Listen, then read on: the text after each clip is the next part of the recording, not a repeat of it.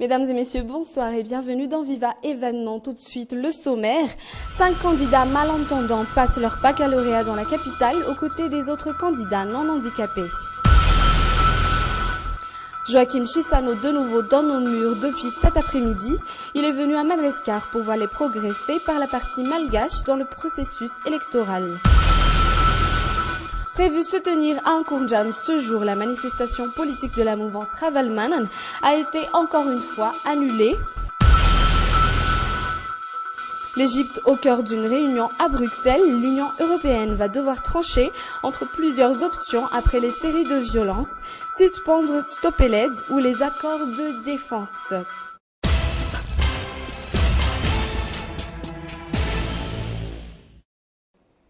La liste définitive des candidats n'a pas encore été sortie par la CES. Cette liste est attendue pour demain. La requête déposée par la mouvance Ravalmanan par l'intermédiaire du président de la Congrès de la Transition, Mammy Rakoutoarvelo, a été répondue ce jour même par la Haute Cour constitutionnelle. Une requête que la HCC ne peut, selon elle, recevoir. Les requêtes portant sur la révision de la décision de la CES samedi dernier de Rakoutoumana Anjinana Franklin James et Radu Ravalmanan ont également été rejetés. La HCC pourra tout de même y porter réflexion.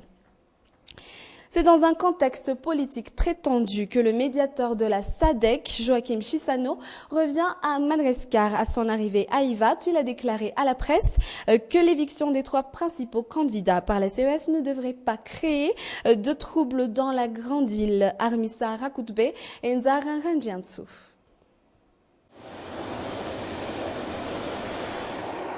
L'équipe de médiation de la SADC pour le dossier Madagascar est de nouveau dans nos murs.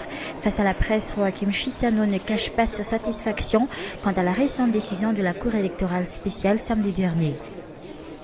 Il n'y a pas d'ingérence parce que nous faisons notre travail dans le contexte d'un pays comme Madagascar qui appartient aux organisations internationales, qui a des devoirs et des droits. Donc, si un pays est hors de ses devoirs, l'organisation laquelle ce pays appartient doit prendre des mesures d'ordre disciplinaire. Pour ces médiateurs de la SADC, la tenue d'élection cette année est de nouveau garantie après l'éviction des 3 candidats contestés et la récente restructuration de la CES, décision qui ne devrait pas engendrer du trouble. Ça ne devrait pas créer des désordres. Dans une famille, parfois, on ne s'entend pas et dans des points, chacun peut avoir son point de vue, mais ça ne doit nécessairement mener au désordre, même chez vous, dans votre famille. Ça ne doit pas mener au désordre. Concernant les sanctions établies par la communauté internationale, Joachim Chissano avance qu'elles ne seraient plus appliquées qu'aux personnes considérées comme facteurs de blocage à la bonne marche du processus électoral à Madagascar.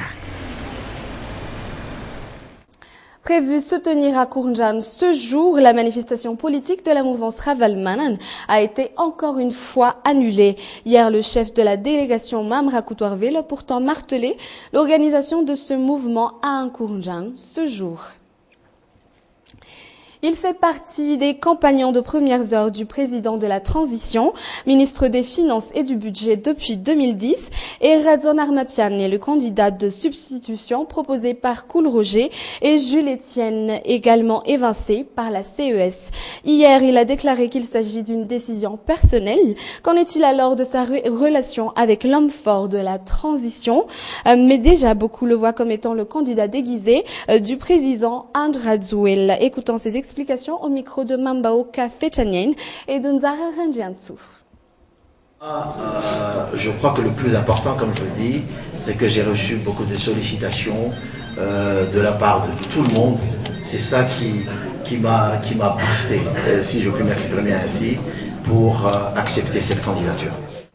Les candidats au baccalauréat viennent d'entamer aujourd'hui leur 3e jour des épreuves. Pour Antananarivo, on compte 5 candidats malentendants.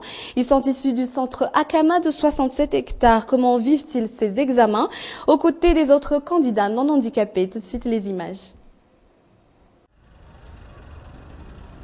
Il est 11h30, les candidats aux examens de baccalauréat viennent tout juste de sortir de leur salle. Parmi eux, ces 5 jeunes. Ces jeunes viennent tous du centre spécialisé pour malentendants Akama. Tite, à 22 ans, c'est la 2e fois qu'elle essaie de passer son bac. Ce qu'elle a remarqué depuis le début des épreuves, les autres candidats la regardent d'un mauvais œil. Certains nous voient et nous considèrent comme différents.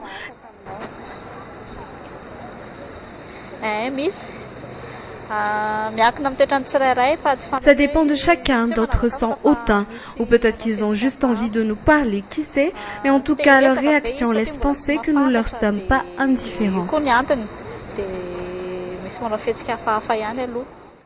Aingu, l'interprète, les suit partout. Mis à part l'interprétation des sujets et des directives données par les jurys dans les salles d'examen, elle joue également le rôle d'une mère pour ces jeunes malentendants, surtout dans ces moments-là.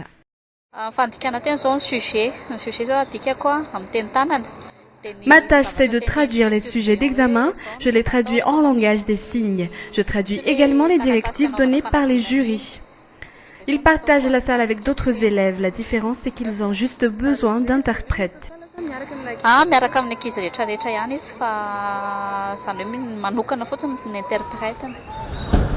C'est l'heure du déjeuner, ils ne vont pas loin, à quelques mètres du centre d'examen. Pendant le déjeuner, ils continuent à parler d'un langage silencieux, mais qui est le seul moyen pour eux de communiquer. Comme tout jeunes de leur âge, ils ont également leurs rêves et leurs ambitions. Encore faut-il passer son bac. Après cela, à chacun son choix pour le chemin qu'il va suivre. Moi, après le baccalauréat, j'irai à l'université. Je suivrai des formations techniques, surtout en PAO, parce que j'adore le traitement d'image, tout ce qui a un rapport avec l'image.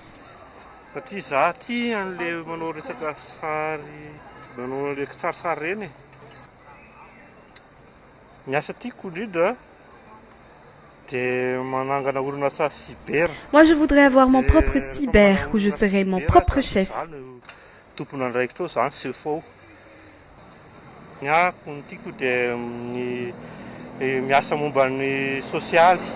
Moi, j'aimerais œuvrer dans le social et fonder une association qui aiderait les malentendants comme moi.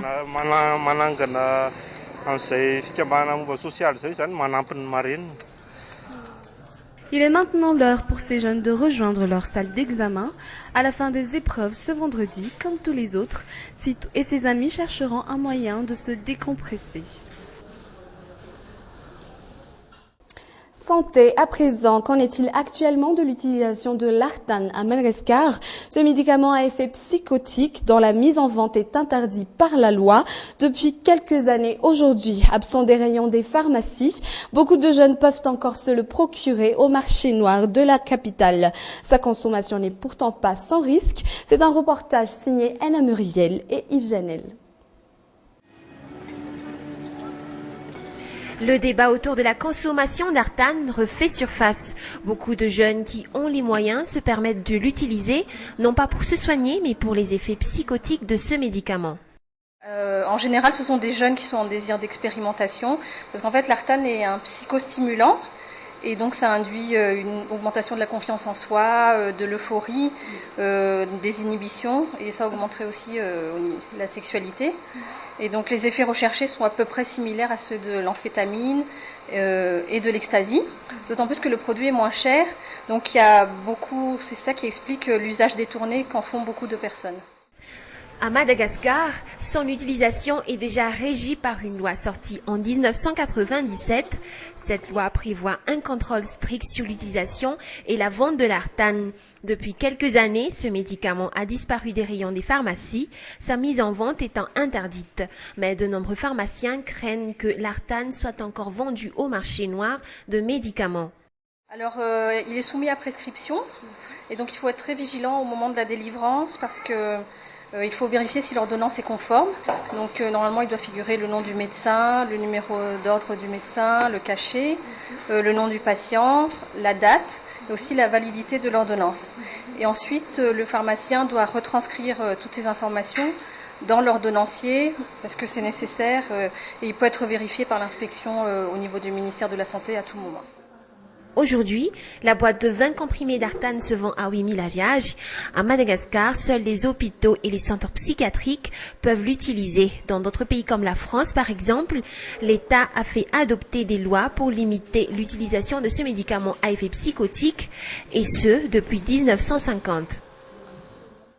Si beaucoup de gens se plaignent du froid hivernal, ce n'est pas le cas pour les cultivateurs de crescendo de la capitale. En effet, c'est la période idéale pour sa culture. En émoi, les plantes peuvent déjà être cueillies et vendues au marché. Une bonne affaire pour les agriculteurs. Zoramiansu et Nzararanjiansu.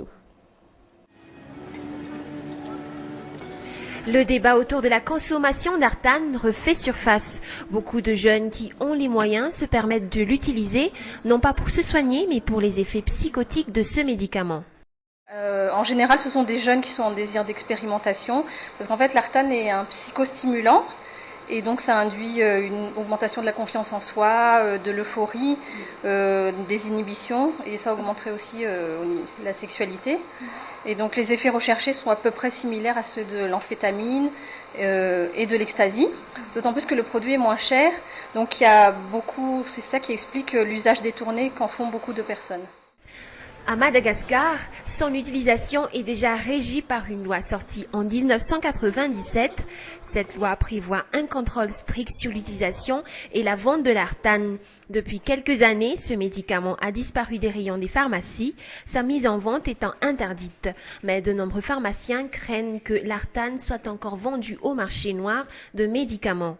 Alors, il est soumis à prescription et donc il faut être très vigilant au moment de la délivrance parce que il faut vérifier si l'ordonnance est conforme. Donc normalement il doit figurer le nom du médecin, le numéro d'ordre du médecin, le cachet, le nom du patient, la date et aussi la validité de l'ordonnance. Et ensuite le pharmacien doit retranscrire toutes ces informations dans l'ordonnancier parce que c'est nécessaire et il peut être vérifié par l'inspection au niveau du ministère de la Santé à tout moment. Aujourd'hui, la boîte de 20 comprimés d'Artane se vend à 8 000 AGH. À Madagascar, seuls les hôpitaux et les centres psychiatriques peuvent l'utiliser. Dans d'autres pays comme la France, par exemple, l'État a fait adopter des lois pour limiter l'utilisation de ce médicament à effet psychotique, et ce, depuis 1950. C'était la fin de ce journal. Merci de l'avoir suivi et à demain pour une toute nouvelle édition.